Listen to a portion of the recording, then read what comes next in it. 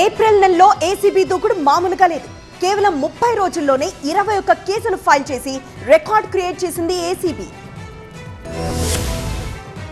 తెలంగాణ రాష్ట్రంలో అవినీతి నిరోధక శాఖ దూకుడు పెంచింది. అవినీతి అక్రమాస్తుల కేసుల నమోదులో సరికొత్త రికార్డ్ క్రియేట్ చేసింది. ఏప్రిల్ నెలలో అంటే కేవలం 30 రోజుల్లో మొత్తం 21 కేసులు నమోదయ్యాయి. 13 ఏసీబీ ట్రాప్ కేసులు, 2 అక్రమాస్తుల కేసులు, 2 క్రిమినల్ కేసులు, 2 తనిఖీ కేసులు, 2 సాధారణ కేసులు ఫైల్ చేసింది. మొత్తంగా 20 మంది ప్రభుత్వ ఉద్యోగులు అరెస్ట్, రిమాండ్ చేయబడ్డారు.